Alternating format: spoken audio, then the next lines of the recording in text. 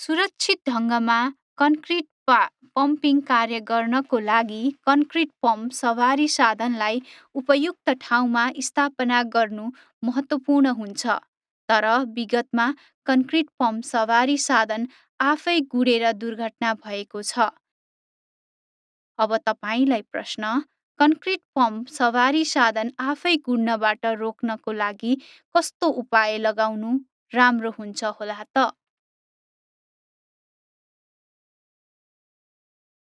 यसको सही जवाब कार स्टपर प्रयोग गर्नु हो। कन्क्रिट पम्प सवारी साधन स्थापना गर्दा आफै अगाडि बढ्नबाट रोक्ने प्रयासका लागि कारका स्टपहरूलाई टायरहरूमा संलग्न गर्न सुनिश्चित गर्नुहोस्। सामान्यतया कन्क्रिट पम्प सवारी साधनहरू तेस्रो सतहमा स्थापना गर्नुपर्दछ। यदि यो स्लोपमा स्थापना गर्ने अपरिहार्य छ भने सवारी साधनको तेस्रो एङ्गल 3 डिग्रीहरूमा लड्ने दुर्घटना रोक्ने आउटरिङ ज्याकहरूसँग संयोजन गर्नुहोस्। कन्क्रिट पम्प सवारी साधन स्थापना गरिएको छ भने ब्ल्याङ्क फिलिङ प्राय पुरा गरिने भएका भवनको संरचनामा बन्द गर्नुहोस्। आउटरिङहरू पम्पिङ सञ्चालनको समय सवारी साधन खस्ने गरी ग्राउन्डमा गाडिएको हुन सक्छ। भवनको संरचना नजिक ब्ल्याक फिलिङ क्षेत्रमा नबस्नुहोस् र सुरक्षित स्थानमा स्थापना गर्नुहोस्।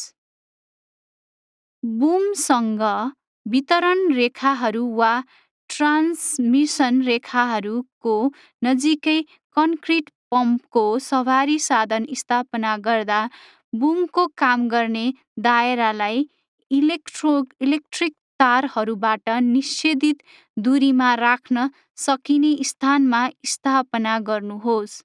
बुम उच्च भोल्टेजको तारमा पुग्दा यसले प्रत्यक्ष रूपमा तार टाग नगरे तापनि विद्युतीय झड्का निम्त्याउने जोखिम हुन्छ।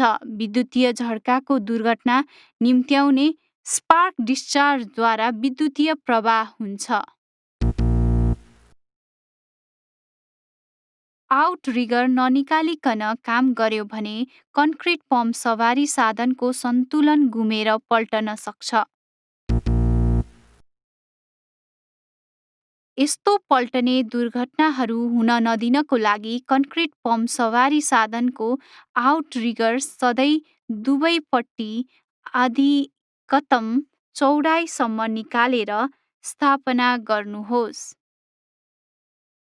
स्लाइड प्रकार भएमा पूर्ण रूपमा ननिकालिएपछि देखिने मार्क नदेखिएसम्म आउटरिङ ननिकाल्नुहोस्।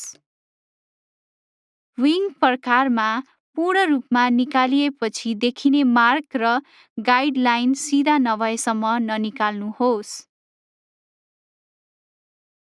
कन्क्रिट पम्प सवारी साधन स्थापना गर्दा प्राप्त काठलाई तैरिएको आउटरिगर र दुर्घटना रोक्ने स्थापित ग्राउन्डको बिचमा आउटरिगर ग्राउन्डमा सिङ्ग हुन्छ र पम्पिङको अवधिमा यसको ठोसपन र भाइब्रेसनको तौलको कारणले सवारी साधन झर्छ।